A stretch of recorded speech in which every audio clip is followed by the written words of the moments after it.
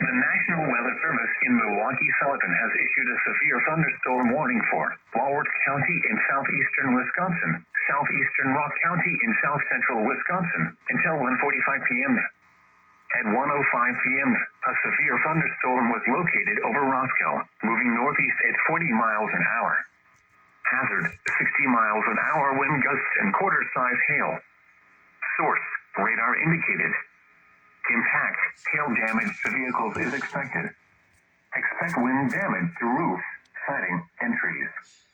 Locations impacted include Lloyd, Whitewater, Elkhorn, Delavan, Lake Geneva, Williams Bay, Walworth,